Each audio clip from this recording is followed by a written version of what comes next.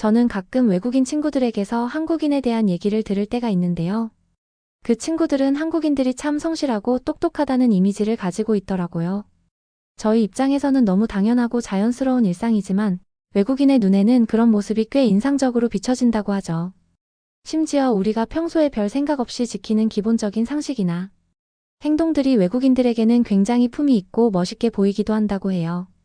과연 이 말 속에 어떤 흥미로운 이야기가 담겨 있는지 지금부터 저와 함께 알아보시죠. 그리고 여러분의 구독과 좋아요는 영상을 제작하는데 정말 큰 힘이 되고 있습니다. 부탁드립니다. 저는 호주 시드니에서 태어나고 자란 사라 윈터라고 해요. 지금은 부동산 중개업을 하면서 남편과 두 아이와 함께 모스만이라는 동네에 살고 있죠. 이곳은 언덕 위에 고급 빌라들이 쭉 늘어서 있는 부촌인데요. 따뜻한 햇살에 눈앞에 펼쳐진 오션뷰까지 늘 이 동네를 자랑스럽게 생각했어요. 호주에서 살아오면서 저는 이런 여유로운 삶이야말로 최고의 행복이라고 믿었거든요. 멋진 집, 좋은 이웃, 완벽한 날씨까지 뭐 하나 부족한 게 없다고 생각했어요. 그런데요, 2024년 여름 한국이라는 나라가 제 평온했던 일상을 송두리째 뒤흔들어 놓았던 거예요.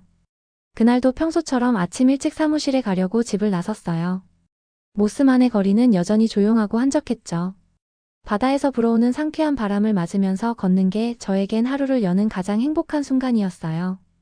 부동산 일을 하다 보면 동네에 무슨 일이 생겼는지 제일 먼저 알게 되잖아요. 요즘 들어서 저도 모르게 뭔가 낯선 사람들이 이 동네로 이사 오고 있다는 걸 느끼기 시작했어요. 그러다가 한국인 주부인 지아 씨를 만나게 되면서 제 일상에 작은 변화들이 찾아오기 시작했죠. 지아 씨 얘기는 조금 뒤에 자세히 말씀드릴게요. 어쨌든 그 무렵 우리 마을에 꽤나 시끄러운 사건이 벌어졌어요.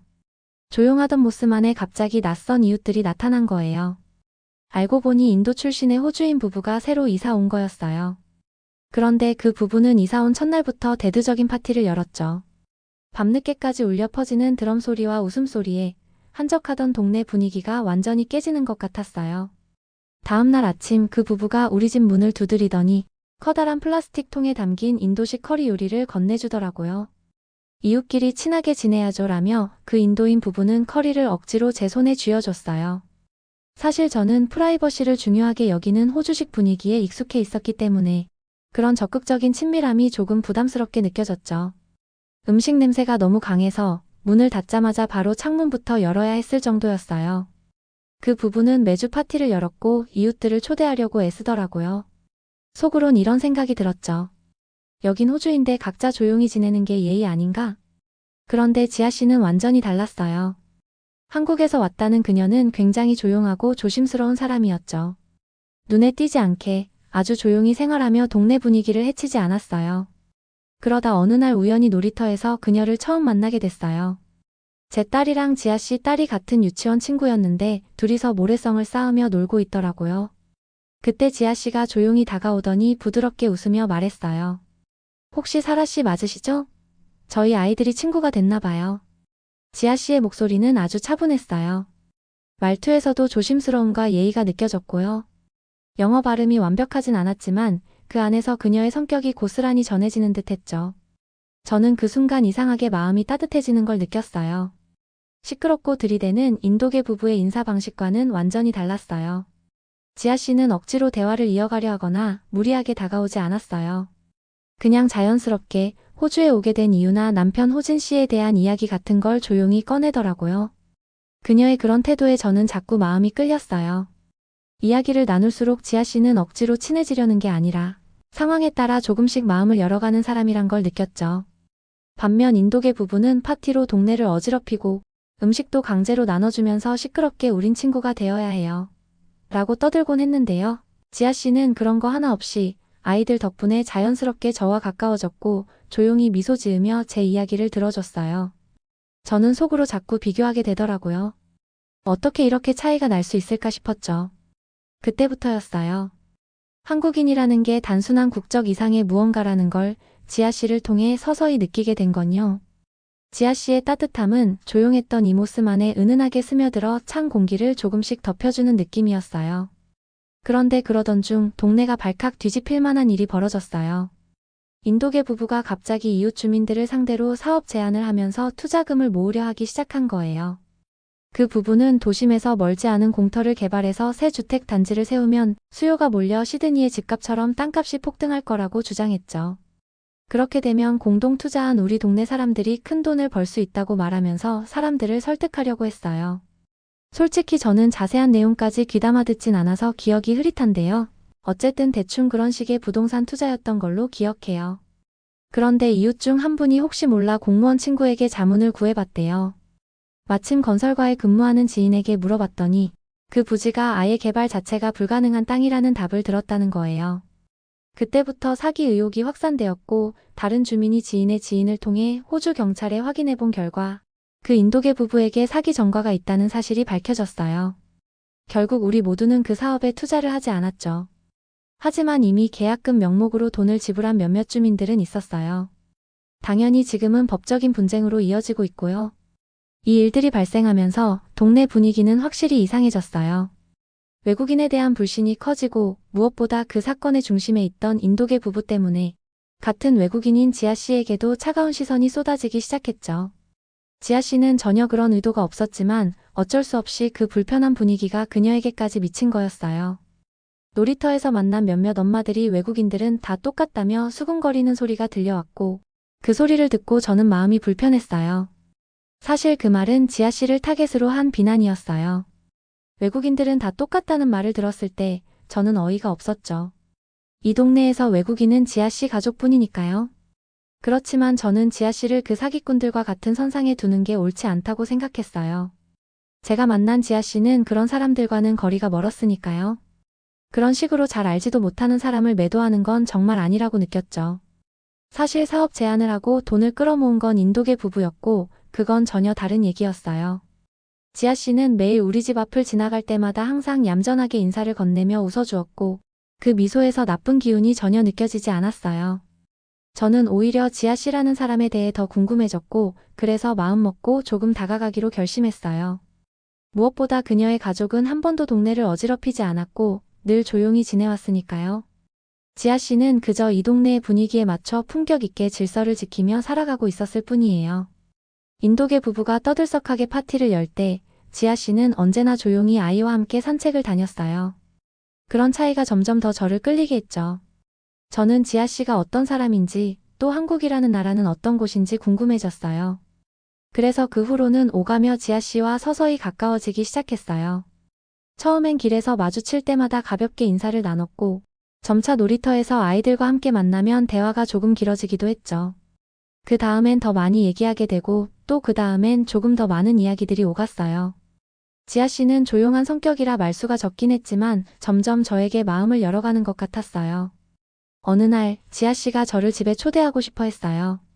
처음엔 조금 놀랐지만 그럼에도 궁금한 마음에 흔쾌히 초대를 받아들였죠. 지아 씨 집 현관에 들어서자 깔끔한 실내가 눈에 들어왔어요. 공기가 맑고 은은한 된장국 냄새가 저를 맞아줬죠. 예전 같았으면 한국 음식 냄새가 조금 거칠다고 느껴져서 싫어했을지도 모르겠어요. 그런데 요즘은 시내에 한식당도 여러 곳 생기고 우리 마을 주민들 중에서도 한식을 좋아하는 사람들이 많아요. 저도 이제 된장찌개나 김치 같은 음식에 익숙해졌고 심지어 맛있게 먹을 수 있게 되었죠. 그러다 지아 씨와 대화 중 과거에 된장찌개를 처음 먹었을 때는 정말 힘들었고 맛이 너무 거북했다고 얘기했더니 그 말을 기억한 지아 씨가 이번에 된장찌개를 준비해 준 거였어요. 그리고 거실 테이블 위엔 김밥과 떡볶이가 가지런히 놓여 있었죠. 지아 씨는 쑥스럽게 웃으며 한국에선 이웃끼리 음식을 나누며 정을 쌓는 거예요 라고 말해줬어요. 저는 홈파티라면 그저 호주식 바베큐만 생각하던 터라 이번에 처음 보는 낯선 음식을 접하게 된 거였죠. 솔직히 말해 망설였어요. 김밥은 쌀이 뭉쳐진 조그만 롤이고 떡볶이는 빨간 소스에 뒤덮인 이상한 모양이었으니까요. 하지만 지아 씨는 제가 된장찌개를 좋아하게 됐으니까 당연히 이런 음식도 좋아할 거라고 말했어요. 사실 제가 먹어본 한식은 된장찌개, 김치찌개, 불고기 같은 정식 식단이었어요.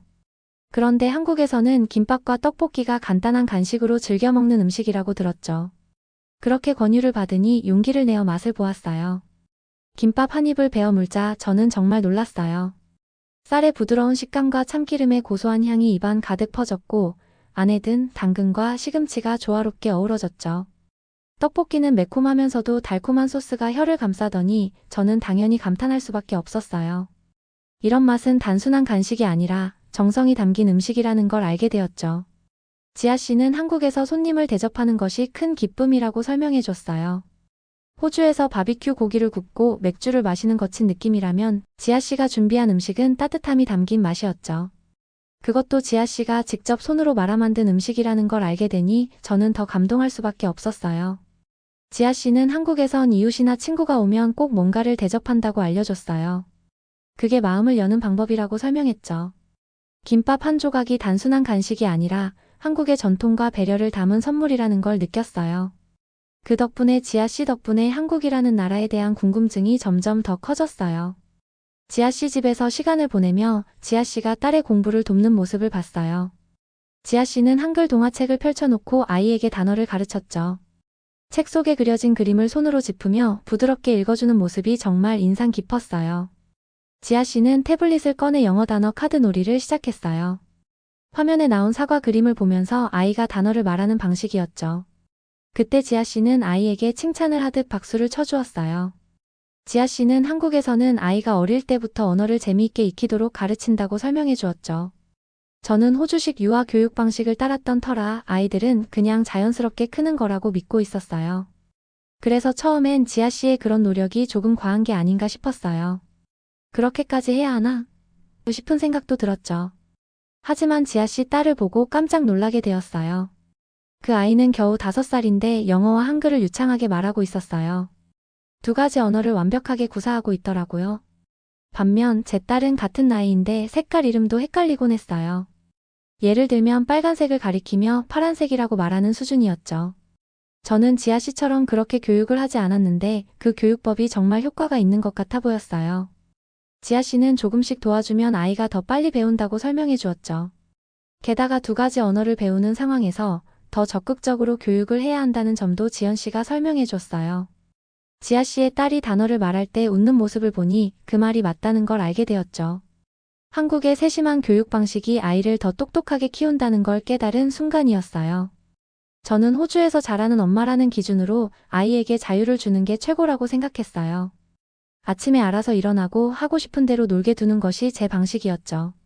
그런데 지아 씨는 매일 30분씩 아이와 함께 앉아서 공부를 도와줬다고 했어요. 그 짧은 시간이 이렇게 큰 차이를 만든다는 것이 정말 놀라웠어요. 한국의 교육법이 단순한 학습을 넘어서 사랑으로 아이를 키우는 방법이라는 걸 느꼈죠. 그녀의 헌신은 제가 그동안 해오던 유아교육 방식을 돌아보게 만들었어요. 어느 날 제가 부동산 일로 정신이 없을 때 지아 씨가 제 딸을 돌봐주었어요. 한국에서는 엄마들끼리 서로 돕는 것이 당연하다는 이유로 그녀는 제 딸을 데리고 놀아줬죠. 집에 돌아왔을 때 제 딸은 신이 나서 지아 이모가 한글 노래를 가르쳐줬다고 자랑했어요. 딸은 반짝반짝 작은 별 동요를 한국어로 이어 부르며 깜짝 놀랐어요. 더 놀라운 것은 그녀가 아이를 돌봐줄 때마다 제 딸은 하나씩 새로운 것을 배워왔고 그 배움을 즐거워한다는 점이었어요. 우리 동네에서는 이웃이 이렇게 나서서 도와주지 않죠. 왜냐하면 아이를 맡길 곳이 없으면 부모를 고용하라는 분위기였기 때문이에요. 여기에서 외국인 집은 딱 2집뿐이었는데 그들이 보여준 모습은 완전히 극과 극이었죠. 인도계 부부는 파티와 소음으로 민폐를 끼쳤고 불쑥불쑥 찾아오기도 했습니다. 게다가 이제는 사기와 관련된 법적 분쟁도 진행 중이라 상황이 복잡했죠. 반면 지아 씨의 조용한 도움은 달랐어요. 다른 주부들도 그녀의 따뜻한 마음을 점차 느끼기 시작했고 심지어 몇몇은 지아 씨가 호주 선생님들보다 훨씬 나은 교육자 같다고 수군거리기도 했죠. 딸이 한글 노래를 부르는 모습을 본 이웃들이 그걸 보고 감탄하기도 했어요. 그녀와 가까워지면서 한국 교육에 대해서도 알게 되었어요. 한국 교육이 세계에서 어떻게 대단한지 깨닫게 된 거죠. 어느 날 우연히 기사 자료를 보게 되었는데 한국이 10년 넘게 핀란드와 학업 성취도 최고 분야에서 1위와 2위를 매년 바꿔가며 경쟁하고 있다는 내용이었어요. 그 기사에서는 한국과 핀란드가 매년 학업 성취도에서 1위와 2위를 번갈아가며 다투고 있다는 내용이었어요. 나머지 순위는 거의 관심도 받지 않았죠. 그 기사를 읽으면서 저는 깜짝 놀랐어요. 지아 씨가 딸을 가르치는 모습이 정말 대단하다고 생각했는데 그 배경에 이런 이유가 있었구나 싶었어요. 지아 씨는 5살 된 딸에게 한글과 영어를 동시에 가르쳤어요. 태블릿으로 단어를 외우게 하고 동화책으로 이야기를 들려주는 방식이었죠. 그 결과 아이는 두 언어를 유창하게 구사하게 되었어요. 처음엔 그게 조금 과하지 않나 싶었는데 그 방법이 정말 효과가 있었던 거죠. 한국의 교육은 단순히 주입식 교육이 아니라 아이가 즐기면서 배울 수 있도록 돕는 힘이 있더라고요. 그래서 한국 교육이 세계적으로 인정받는 이유가 이해가 되기 시작했어요. 인도계 부부의 잘못된 행동들이 금방 소문이 나면서 지아 씨에 대한 이야기도 빠르게 퍼지기 시작했죠. 지아 씨는 한국 출신으로 아이들을 잘 돌보며 호주의 공립 유치원보다 훨씬 더 훌륭하게 가르친다는 소문이 돌기 시작했어요. 놀이터에서 주부들이 모일 때마다 지아 씨에 대한 이야기가 나왔죠. 처음에는 부정적인 시선이 많았지만 점차 지아 씨와 가까워지면서 많은 주부들이 지연 씨와 교류를 시작했어요. 어떤 아줌마는 자랑스럽게 딸이 지아 씨 집에서 놀고 나서 단어를 줄줄 외운다고 말했고, 또 다른 아줌마는 한글 노래를 부르는 아이를 보고 놀랐다고 했어요. 그 후 사람들은 지아 씨에게 돈을 주고 아이를 맡아달라고 부탁하기 시작했어요. 그러나 그녀는 단호하게 돈을 거절했죠. 저는 그 모습을 보고 깜짝 놀랐어요. 사실 다른 마을이나 도시에서는 이웃끼리 돈을 받고 아이를 돌봐주는 경우가 많았거든요.